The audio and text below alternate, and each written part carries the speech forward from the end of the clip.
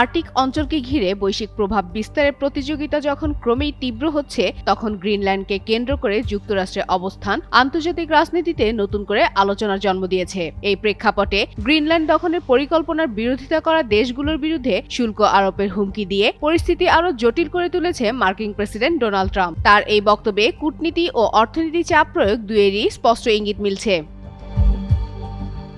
White হাউসে এক বৈঠকে ট্রাম্প বলেন, গ্রিনল্যান্ড ইস্যুতে যারা যুক্তরাষ্ট্রের অবস্থানের সঙ্গে একমত হবে না তাদের ওপর শুল্ক বসানো হতে পারে। তার দাবি, যুক্তরাষ্ট্রের জাতীয় নিরাপত্তার স্বার্থে গ্রিনল্যান্ড অত্যন্ত গুরুত্বপূর্ণ এবং রাশিয়া ও চীনের সম্ভাব্য হুমকি মোকাবেলায় দ্বীপটির উপর যুক্তরাষ্ট্রের মালিকানা প্রয়োজন।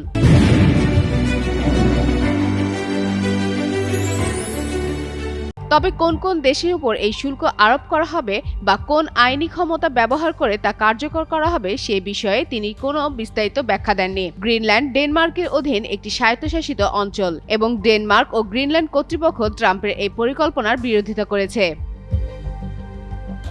যুক্তরাষ্ট্রের ভিতরেও বিষয়টি নিয়ে সংশয় দেখা দিয়েছে। ট্রাম্পের বক্তব্যের সময় মার্কিন কংগ্রেসের একটি দ্বিদলীয় প্রতিনিধি দল গ্রিনল্যান্ড সফরে যায়। প্রতিনিধি দলের নেতা ডেমোক্র্যাট সিনেটর ক্রিস কুনস জানান, স্থানীয় জনগণের মতামত শোনা এবং বিদ্যমান উত্তেজনা কমানোই তাদের সফরের উদ্দেশ্য।